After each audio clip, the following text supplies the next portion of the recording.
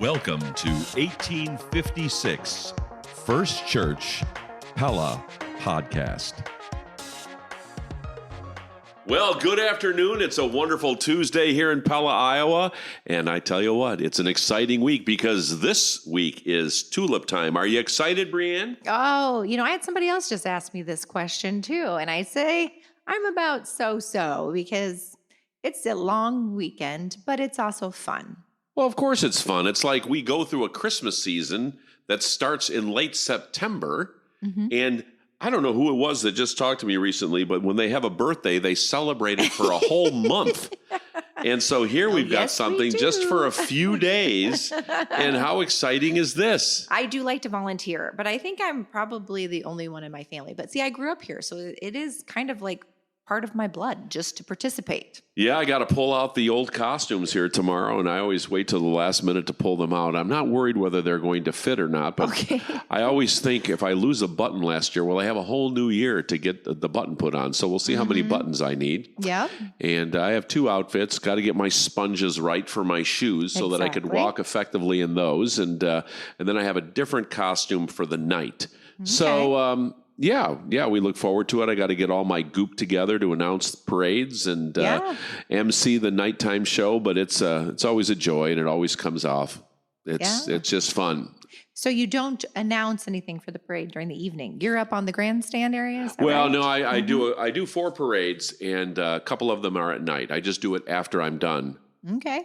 And my wife is my spotter, so she's over there. Nice. She's got a nice little light for me in the booth so that I can see.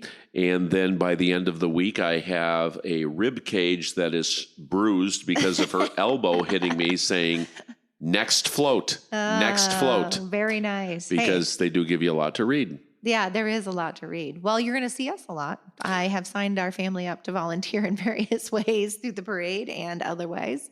Well, to be honest, I don't see anybody, which is one of the bad things about announcing the parade, because you have so much to read. I rarely lift up my head.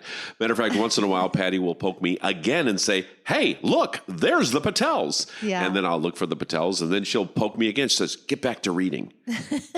It's good to have somebody keep you on task. She's good at that. And then some people don't realize what these little huts are around that we're announcing. And so they'll come and knock on the window while I'm announcing the parade saying, do you know where the nearest bathroom is? As if you're an information booth. Yeah, nice. and then they'll think, oh, that's the voice I hear over. He's announcing it right now. Never mind. My kids, I tell you, they recognize your voice. And so they'll hear it over the loudspeaker and they'll say, hey, there's Pastor Bob. That's right. One year, Patty, your wife, Patty, we think she had a double because there was a woman announcer that sounded like her. Really? Yeah, we went to try to seek out her booth, but it wasn't her. Yeah, well, that'd be interesting. So it was very good. So it's going to be a fun week, and I love walking around. I have my normal spots to get food. How about you? Do you go to any special spots to get food? Absolutely. Yeah, we have to. Stephen has already been talking about the triple threat. Is it called the triple threat or is it triple treat? No, years past it's been called triple threat, but maybe they've changed the name. I don't know what's threatening about it. Well, I think it's just because it's a big sandwich. You're talking about the hamburger with the Gouda cheese and the egg on it, right? Yeah, that's what he's always called it. Yeah, well, it's a Methodist sandwich. I'm going to have to check that out. We'll do Gouda. A fact check next week. I don't want to get the reputation of being fake news here. Of course, yeah. There's that, and I always try to get the traditional things. You got to get your plate of Poffergies, and it's kind of like the bakery discussion in town. There is stands that people are very loyal to on who makes their Poffergies. I do not like lines, so on Wednesday night I tried to get my steak sandwich from one of the stands that do steak sandwiches, although I love the Otley steak sandwich stand. And I try to get Poffergies if they're open on Wednesday night too. Some of the booths are open on Wednesday night. Yeah, they are. That's when we get ours too. I'm too busy. I'm walking around. I can't wait in line for 25 minutes for a plate of Poffergies. So you need an assistant. I need an assistant going and getting that. And so once in a while, another thing that I do if I'm really hungry, because these costumes don't have any places to hold money. Yeah. And so I usually have to put my money in my little narration notebook, and at times I'll just go over to the Lakeview camp and buy a pickle. Oh, yeah. Those are those big pickles. They have foil-wrapped pickles. Yeah, you told me this last year. Yeah, they you are eat good. you eat a warm pickle, you're not hungry for a couple hours. No, that's good. I should go on a weight loss program just eating pickles. Hey, they say it's good for you. All right. Well, there we have it. But we tried it last year based The on your pickles? recommendation. Yes. Oh, yeah. Good. So, but my kids always like, the other things like cotton candy and not very traditionally Dutch. But, we try to get them the Dutch food and some of the other things too. We got to get motivation through the parade. But I applaud all the volunteers that make Tulip Time work, because this every year, maybe this is why I'm so in love with Tulip Time, it is a volunteer feat. Mm-hmm. Unlike other Tulip Times, to go unnamed in other places of Iowa that they bring in a carnival or the carnival food booths. Yep. We don't have any of that. It's volunteers from top to bottom. Yeah, it's very impressive. And I mean, it just makes it a community event. And then another thing that happens is when I drive to church, I'll drive to church early next Sunday morning, and when I come through town, other than the presence of the bleachers that are there, it's hard to tell that we had thousands of people on the streets the previous day. Yeah, they get it cleaned up fast. Our city staff is exemplary. Mm-hmm. So I agree. Yeah, it's always nice. And I love talking to the people. So I always sign up for at least one day to help out with the historical village, just to answer questions. Oh, nice. Well, I get to walk down and interview people as the street scrubbers. Yes. And so I'm always asking, where are people from? Are they from out of state? Every year, I'm amazed that people will raise their hand. Arizona, New York, Massachusetts, Costa Rica. And this year I'll be anxious to find out where they're all from this year. Yes. Well, I'm sure you'll get to the bottom of it. Yes, I will, as they're scrubbing the streets behind me. Exactly. Well, in and around our church, we have a lot going on too. Yeah, there's a lot happening this week. They're setting up quilts downstairs, even as we're sitting here in the International 1856 Podcast Studios. And there's going to be a big quilt show because they're going to start to remodel the community center, so it can't be over there. Yep. So that's going to be a big event. We got the band that stages itself in our basement. We've got Tulip Time Outreach that meets here. What else do we got going on here? Lakeview's down there. Yeah, they've been cooking almond bars. Yeah, that's torture. Oof. It is torture because it all comes up through my air conditioning vents. You'd think that maybe they'd bring me up some broken ones. Yeah. But nope, I don't see it. You should be the official taste tester. Well, I look like an official taste tester. Maybe you should be that. Yeah. Oh, that does sound good. Maybe we should work that in there next time. Yeah. But yes, staff has been working hard around our church too, trying to get everything very hospitable for everyone. You bet. And directionally. But, and then Sunday, we, let's see, is it not this Sunday? Well, we're celebrating Mother's Day this Sunday. But the Sunday after, we are starting discipleship classes again. Yeah, that's very exciting. We've got 3 book studies going on. And, I always say a lot of people don't read anymore. And we should read. We should read. Even if you have to do an audiobook, just read. So we got 3 good books. One of the books is going to be on, you've got the books right in front of you. Why don't you read the first one? Yeah, sure. Okay. So here's the list. We have Habits of the Household book study. That's going to be led by Pastors Mike and Ward. And that's going to be all about parenting. And, it's not how to discipline your kids or whatever, but what sort of values do you want your kids to possess? And it's a great book, and it's a great handles for you to have as parents as to what you want to build in your kids. That's right. And then the next one is the Christ of the Indian Road book study, and that is going to be led by Alex. All about missions. And I haven't read that book, but I believe that it's going to be a great book because Alex's dad, of course, is in India. Well, he's here right now, but he's in India. And I think it's a compelling book. And I know my wife has read a variety of missions books. And when she reads a good one, she always tells me about it because it really motivates her. Yes. And then the last one is called Another Gospel. And that one's being led by you. Yeah. I think this is a good book by Alisa Childers. And I think people really need to know what is going on out there, especially if you have kids that might be going off to college. There's a concept called deconstructionism that's going on out there where especially amongst vulnerable people, and who knows if they're vulnerable, but their faith gets taken apart. And this is happening in denominations. It's split denominations. It's split our Reformed Church in America denomination. It's split other denominations where people start asking questions. Well, is things like sexuality so important? Is the virgin birth of Christ so important? What does atonement really mean? Is it important that the Bible be considered inerrant? All these questions, and it's as though you have your faith taken apart and it's laying across the floor, bolts, nuts, and all these things. And then oftentimes when people get into a position like that, they want, well, where is my faith? Mm-hmm. I just need to go to church. I'll go to church once in a while because none of it's important anymore. And so Elisa Childers wrote this book after she had that happen to her. And she got, my word for it is, wamboozled into this, into a church that she was in, realized her faith was being deconstructed, and then what it took for her to be reconstructed. And then now she really is trying to explain this to people so that they don't fall prey to that. But it's going on around us. It's one of the greatest threats to the church. Yeah. Well, all of these book studies will definitely be fighting against the topic that we had from Proverbs on Sunday, which was about laziness. Laziness, the haziness of laziness. That's right. That's what you called it. The haziness caused by laziness, which you took us to Proverbs 6, verses 6 to 11. And then you also, I think, touched in Matthew. We were all over. Yeah, you were. There's other chapters out of Proverbs as well, as I'm looking at my notes here. But yeah, I mean, Solomon did not really hold back on laziness. Yeah, he didn't have any problem calling them names, sluggards, slackers. Yeah, he was very, very blunt, which was good. So I guess maybe we should start with, how is it defined? How did Solomon define laziness? Well, he uses the synonyms he uses for it are slackers, those people who would stay in bed, those people who need to be motivated by somebody else, because he uses the ant as a backdrop. Doesn't need a supervisor. It just goes about and knows, hey, we're not going to have food come winter. Let's start working now. Let's start putting these little things away, and so that we have food for the winter. It's the self-motivation that we've got to get up and get moving. And laziness is just chasing fantasies. That's one of the ways he defines it as just kind of waking up, doing your own thing, not thinking of the big picture. Yeah, it certainly is addressed a lot in Proverbs. So the counterpart to laziness, you mentioned the word diligent. Yeah. So how would we define diligent? Well, we try to do this with our kids. You don't have to be an adult to be diligent. That's why we give our kids things to do. We give them chores.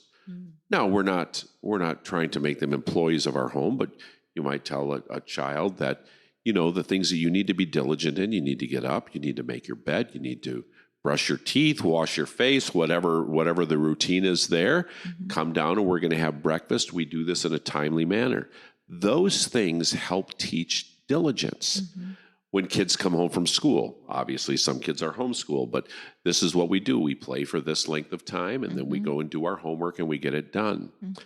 Those things are really, really helpful. I never wanted to be a parent that was so strict on these things. If my kids colored outside of the lines at all, that they somehow got penalized. But they begin to understand the importance of this. They understand the importance of being on time. They understand the importance of finishing a task. And these things then grow into kids, and then they translate into life. And I can only begin to think that we have such lack of diligence in our country because these values aren't being taught any longer. Right. I know my kids, we have what we call the 5 must-haves. And so, they have to get up and eat breakfast and, get ready kind of for the day, brush your hair, brush your teeth, and make your bed. So we had read this book actually written by a Navy SEAL that's called Make Your Bed. And he just talked about how little disciplines add up to being able to handle bigger problems and having the discipline to complete them later in life. Sure. By just the simple act of making your bed every day. And it's something that I've adhered to. So I make my bed every morning too. So anyway, little disciplines every day. But I did have a question for you on the distinction between being busy and being productive. Yeah. Well, again, some people do this. I don't know what you do, Breanne, but sometimes, I have different things that I do on different days. For instance, Thursday morning is my day to really work on my sermon a lot. And so by the time I get done with the bulk of my sermonating, as I call it, I have an outline completed, and that outline is typically what you see on the back. That's production for me. Now, if I didn't get that done, of which sometimes because I have a special thing that I got to go to on that morning, it's not as though I'm not being productive, but somewhere along the line, I have to create that product. And it's good for the psyche to finish things, to get things done, to check them off our list. Well, if we never have a list, if we never have an agenda, what does that look like? How do you determine even if you're productive? So every day, and I'm old enough now, I've gotten to the discipline. I wake up in the morning, I see my calendar, I know the things that I have to produce for. Today, for instance, it's Monday. We don't normally do the podcast on a Monday. I have an elders meeting. We have the elders meeting at my home. So typically I prepare dinner. My wife is helping me a little bit more with it tonight than usual, but we'll have dinner on the table for the elders at 6:30. I put together an agenda of things that we have to have done. That's productive. We work through that because why would I want to ask 6 men to come around at my house for a couple hours tonight and say, I don't really have anything, guys. Do you have anything? Right. I mean, what a waste of their time and all their families' times. Right. So I want the elders tonight to leave the meeting literally saying, this is a good meeting. And the good meeting will be, sometimes we have to talk about difficult issues, but it's going to be good because it's productive. And we need to think of being productive because anybody can be busy. I mean, literally, I could have them, guys, we haven't really spent some good guy time together tonight. So rather than talking about the business of the church, let's go down to my basement. The Cubs are on at 7:20. It would mean a lot to me if we just go downstairs. And I'm sure they'd all be sitting there thinking, what in the world are we doing here? Okay. And I think that we have to, it's funny that you use the word busyness because I think some people think that making a bed is busyness. And I don't look at those sorts of things as being busyness. I think that we have to ask ourselves of busyness is there anything being produced ultimately in this? And, on Saturdays, once in a while, most every Saturday, my wife and I save up things that we need to do on Saturdays, like going to stores and getting this and this and this and this, because we don't have time a lot during the week to do that. And that's just how we organize our life. So we'll go to Tyson's for a little bit. Sometimes we need to go to one of the thrift stores to drop something off. We'll stop at Walmart and get something, and maybe there's a couple other places. Well, that's all busyness. But we need to get it done. And so then we got it all done. We bring home whatever. We got rid of whatever. So there's productiveness in there. But if it's purely busyness and there's no real enjoyment in there, there's no recreation in it, there's no relaxation in it, then I really have to ask myself, why am I doing this? Right. Wait, my husband and I used to work at Pella Corp, and he's a bit of a jokester, as you know, my husband is. And he had kind of played a joke on his coworkers with just every time HR comes by, you guys should just put your hand to your head and shake your computer and just look like you're so frustrated. So you look super busy, but really you're just not getting anything done. But they think you're being super productive because you're getting frustrated with, your computer not working and such. But I had been challenged by a quote once. It said, everyone's busy, but what are you busy at? Yeah. And I thought, that's always a good way to analyze things, is just to understand, okay, what am I busy at? Because not everything really matters. Because if it's not being, like you said, producing anything, is it really being productive? So with that, is laziness a lack of discipline or just a lack of desire to do the right thing? What is good? Well, I think that laziness can be motivated by a lack of desire to do things. Some people like to say their mission statement is whatever. I mean, whatever I get done. And they're not motivated. And you know what? if you have the opportunity to waste time, like for instance, you can sit in your house and play video games or watch TV or something like this and just kind of watch the world go by, you're taking a whatever philosophy, it's leading to your laziness. And that's why I think it's always important to keep tasks in front of us so that I'm not looking to make people feel like failures at all. But the fact of the matter is if you set a goal for yourself to get something done and you don't get it done, then you have to ask yourself, why didn't I get it done? Sure. Was it something that flew in out of left field that you couldn't avoid? So my wife went away a few weeks ago to, the ladies' retreat. Yeah. So I decided she's going to be gone. I'm going to paint the bedroom. I didn't tell her that because she would have said, oh, don't paint the bedroom when I'm not there. Sure. But she had chosen the paint already, so I'm going to paint the bedroom. So I've got plenty of time to paint the bedroom, but I could have easily sat at home. I worked hard all week. Sure. It's about time that I just put my feet up and watch a couple old videos and just sit there and eat popcorn. That would have been very easy for me to do. But I have to make for myself what I would call a BHAG, a big, holy, audacious goal. And so I painted the bedroom. And then the next week she went away again. And so then I said, well, I got to paint the closet, which was very detailed with all the stuff and all that. Anyway, I really encourage people that prevents laziness. Because you will have a choice then. I could either sleep in, I can do this and be lazy, or I can be productive. And then I think of vacation, because sometimes people say to me, they said, are you able to rest when you go on a vacation? I said, well, what's rest?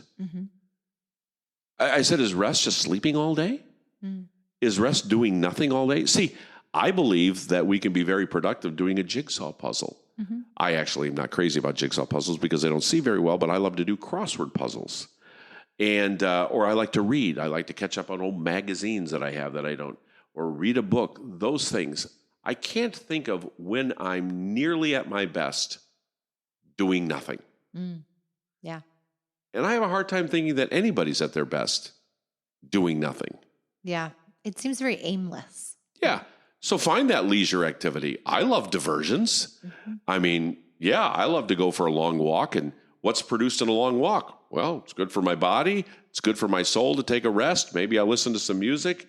But again, when I think that your word that you just used is very good. When you wake up in the day and it's a do-nothing day, that's an aimless day. And you then get to fulfill your dreams. Nothing. Yeah. You're not moving the needle any direction. Yeah. It's terrible. So today's culture, we kind of talked about that a little bit on Sunday, but how do you distinguish between true laziness and, you mentioned rest, in a culture that constantly talks about being burnt out? Well, there's also a phrase out there that I rather burn out than rust out. And I actually think a lot of people are rusting out there. I truly believe with my heart, and this goes into even spiritual gifts that we've been given, that when we're doing those things that God has blessed us with the gifts to do, we're never going to burn out. We burn out by doing things that aren't in our gift mix.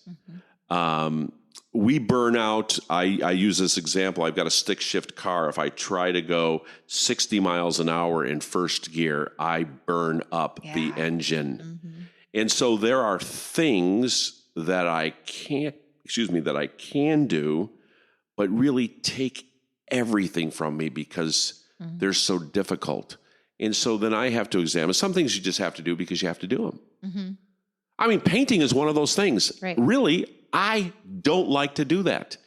And it gives me no life except when I look at it and it's done and it looks like I had a pretty good steady hand. Okay, it's done. Thank you, Lord. If I had to do that every day, I'd probably burn out. Right. Yeah, Stephen burnt me out on some painting before. Yeah. Lots of projects. And so this idea of burning out, I always ask people. When I used to be a principal, teachers would say, I'm getting burned out. Why are you getting burned out? And so when we'd file that down a little bit, we'd find out they had a real problem with class discipline. and the kids were burning them out. And I agree. Right. If you walk into a classroom and those kids look at you as the minnow and they're all sharks, and you have to do that 6 times a day, 180 school days a year, yeah, I could see where that's burnout. And then I would ask teachers, is this a career that you want to be in? Yeah. Because I can't manage going into a classroom getting eaten alive by kids. And so, but the teachers who love to teach, they just love to see minds opened up, and they put a lot into their lessons, and that they come into the faculty lounge and they go, yes, that was a good day. Doesn't mean they don't get tired. Sure. But they're not getting burned out. Yeah. And, I had a birthday last week. You made a big deal out of that. And so people have asked me, because at 65, they say, are you going to retire? And I joke about that with different things. But anyway, the bottom line is this. I love what I do. I never wake up in the morning and go, oh, I got to go to work. I got to do this and that and the other thing. And really, I just feel blessed. And I know a lot of other people in their jobs. They love to do what they do. They're not going to burn out. And sure, I have tired times. I have times when weeks are especially trying, this or that. And so I think, okay, well, we'll go into a new week. And I could say for the vast, vast, vast most part of doing ministry over these last few decades, I love it. Yeah. Well, I have a couple thoughts. As you were talking, you made me think of the shape class that you gave, which is just using your spiritual gifts. And if you're truly in that, then you shouldn't have what you feel as burnout. But yeah, as you were talking about the teachers and discipline and the rest and all of that, is there ways that you would help people like refocus, or how should somebody take that laziness and maybe it's not even laziness, but then move in a direction to either get help? Yeah, well, you mentioned the shape class, of course. S is spiritual gifts. You said H is heart. Heart is passion.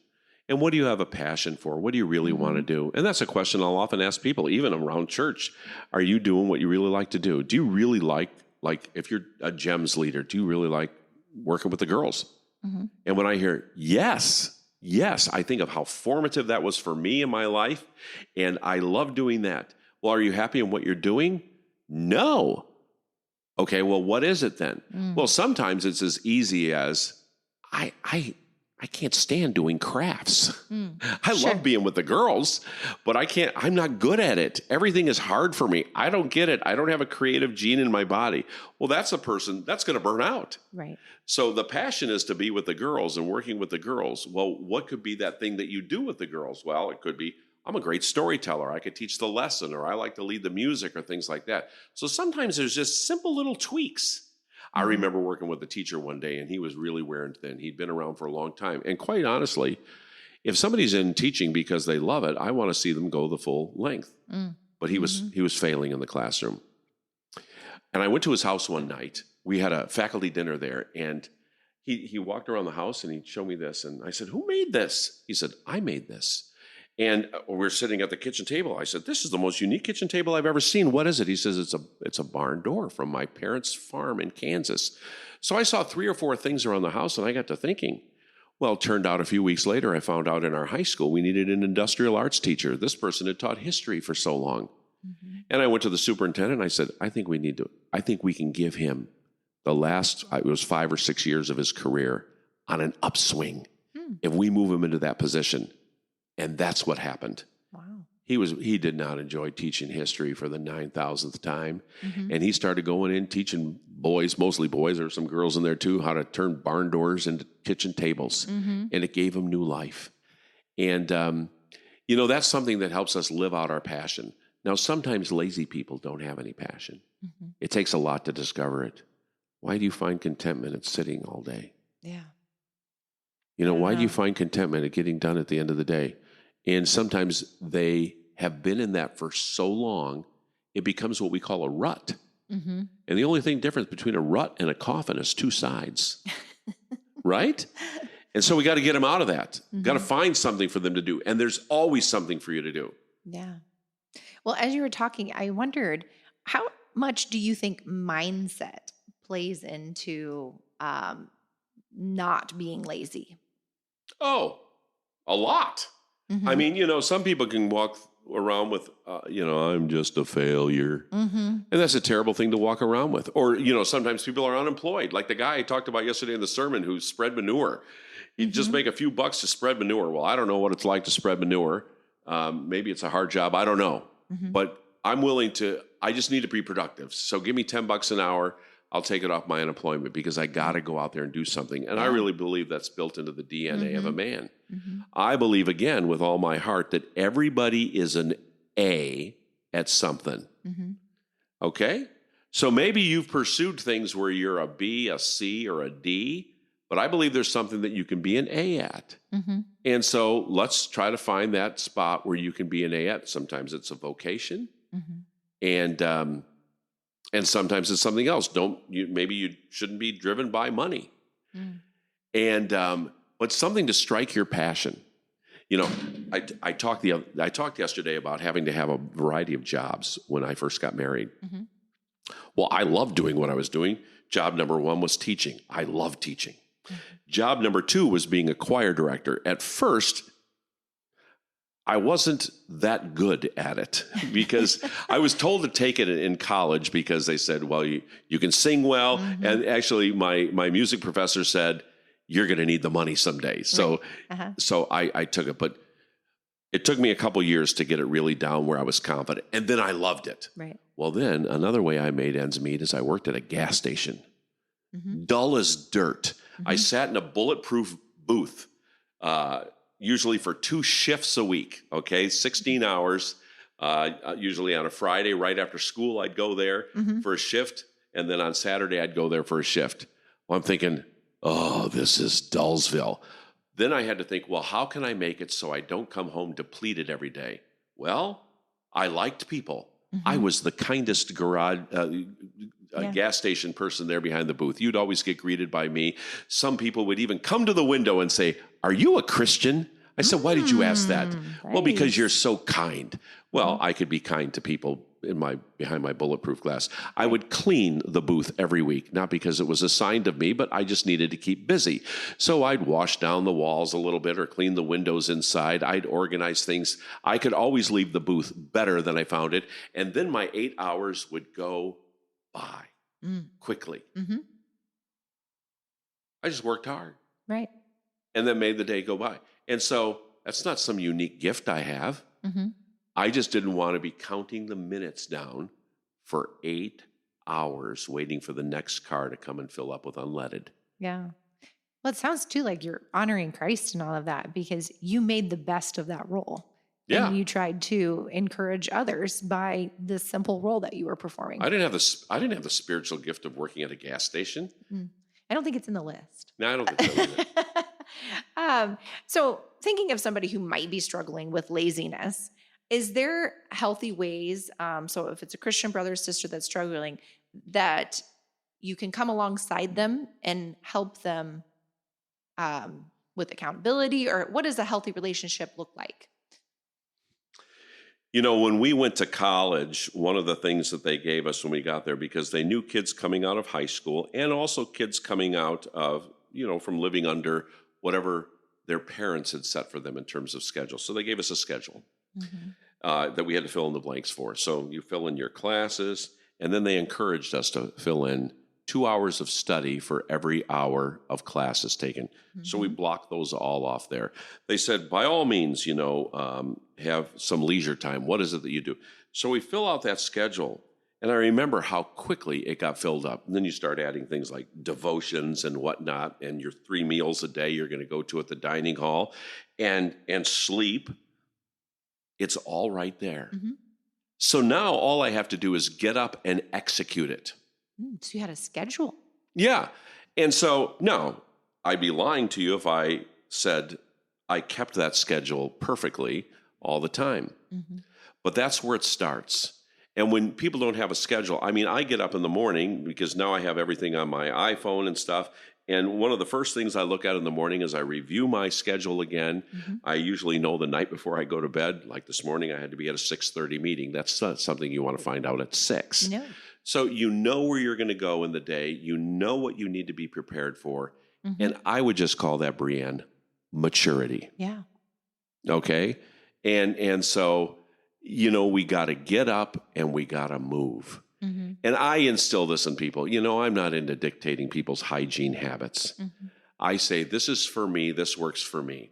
I got to take a shower in the morning because when that water hits my face in the morning, I wake up. That's right. If I don't do that, and I can't even remember a day in the last 20 years that I didn't wake up and take a shower. But even if I sit in a chair in the morning, maybe I have a little extra time. If I just sit in the chair and have a cup of coffee and maybe watch the news for a few minutes, I start going downhill. I could fall back asleep in the chair. Yeah. So I got to get up. I got to get moving, get in the shower. Once I come out of the shower, I'm ready to go. And for me, and everybody else says it, sometimes it's just get out and move. Yeah. So one of the things I've learned, I don't have any kids at home. My wife used to tell me when we were raising kids, honey, it's better if you're not here in the morning. Let me manage the kids. She was right.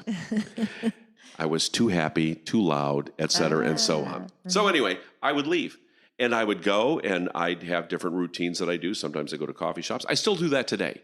So I go to coffee shops. Why? When I go to a coffee shop, the Brew or whatever in town, I am productive. I have a little place. I sit back there and I'm very productive. And it's just variety. And it helps me from being lazy. Yeah. No, schedules are huge. It's funny, as somebody asked me the other day, are just some kids equipped with knowing how to not be lazy? And I looked at her and I just said, as much training as my husband and I have done from early on with, like I said, we do the training, they have to do their must-haves, and, we get busy. They have a schedule during the day. It is definitely, you see the sinfulness at birth because they do try to figure out ways to not do.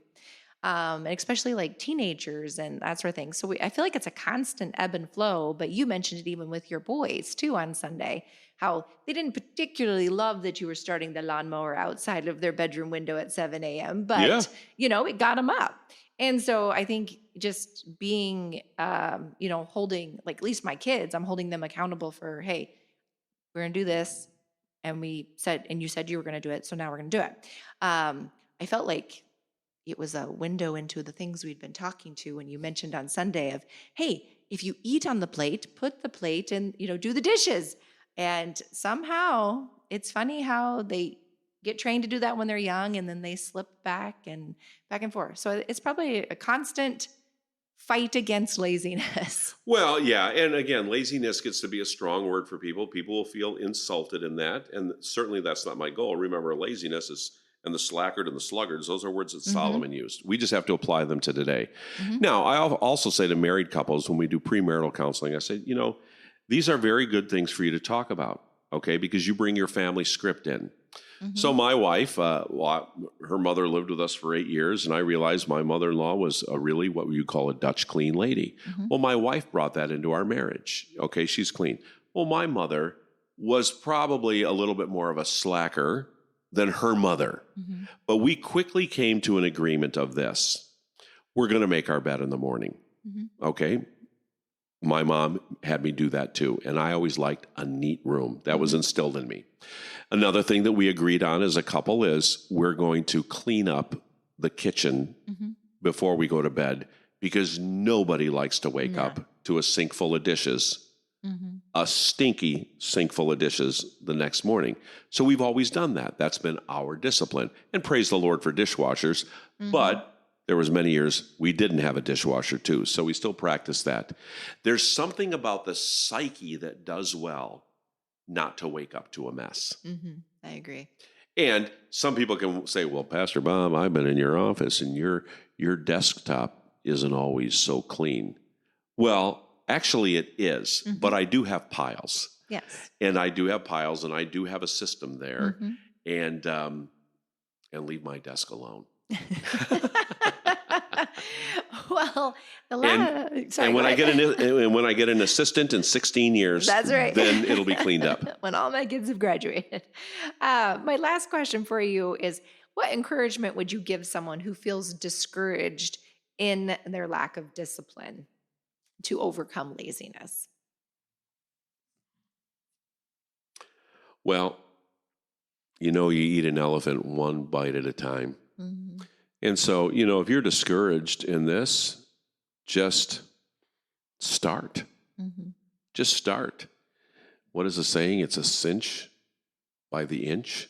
Just keep going. Mm-hmm. And, I have big projects that sometimes, I feel discouraged because, hey, I'm human too. There are things that I procrastinate. What do I procrastinate? I procrastinate things that I don't really like to do, that I have to do around my house. Right. And, but this I found out 100% of the time, projects never get done on their own. Mm-hmm. And so ultimately I have to go out there and I have to start doing it. And I'm also grateful that I'm married to a woman that never says, when are you going to get to that? Or when are you going to do that? Or when are you... She's never been that way with me. Mm-hmm. And I haven't been that way with her.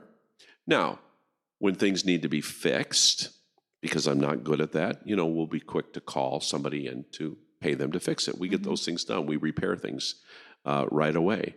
But there'll be things in the yard that I'll put off. Didn't weed this flower garden for a while, and the weeds kept growing. And now we've got to attack it.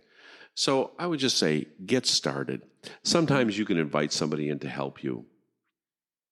But the biggest thing is to get started. You don't have to have some crazy wild system. Just get started. And if you do need help, call somebody to help. That's right. And and you can get it all done. Sometimes I've been with people, sometimes very close to me. I'm not going to go into this on this podcast, but I have some people very close to me that have gotten buried in disorganization. Buried, can't find things in their house, So I've gone in because they're family, and I've just done certain things to help them. And after I've done them, they say, thank you. Mm-hmm. I would have never been able to do that. Yeah. But I also didn't ask permission. I was willing to ask forgiveness to help them out, but they didn't know where to start. Absolutely. Well, I'm going to quote you. You had said in, I don't even remember what sermon series it was, but you talked about try versus train. Yeah. And so how real change isn't about trying harder. It's about training ourselves. So we have to think of the training part. So just as you said with the elephant. So yeah, it is one bite at a time. And training, you don't come out as a stellar athlete, without even training. So we have to train in our discipline against laziness. So whatever disciplines people practice, I don't care what they are. Mm-hmm. They've done it because they've trained. Mm-hmm. And even bad habits, you're trained. That's right. They are. You know what? There's been a few times in my life you can tell that I've eaten too much. I've trained to eat too much at times. Mm-hmm. I trained to take second helpings because I did it one after another. Right. I trained to eat a whole bag of potato chips when I should have had 7 potato chips. All of those things came as a result of some sort of training. Mm-hmm. They just didn't happen. I didn't eat one potato chip and then turned into Winnie the Pooh. Right. Yeah, So people need to realize that goes negative and that goes goes positive. If you've trained yourself to watch 6 hours of TV a day, you got to untrain that. This is true. And the only way you can is you got to replace it with something else. That's right. Well, what topic are we moving into on Sunday? No, it's going to be a little bit shorter on Sunday because we got to get out so that we go to the tulip time worship. But That's right. Pride and humility. Oh, It's a big one. it is a big And it's one. one that comes up a lot. Okay. So it's not as though I've never taught on this, but pride and humility. And pride, we know pride comes before the fall. Yeah. Mm-hmm. We know that that's why the devil fell, was because pride. And so the devil likes to stir that one up in a lot of people, and that could creep into Christians' lives. And humility is what we have to ascribe to. And what I'm going to call it on Sunday, it's an upside down world, because humility is not always intuitive. We do like to blow our own horns.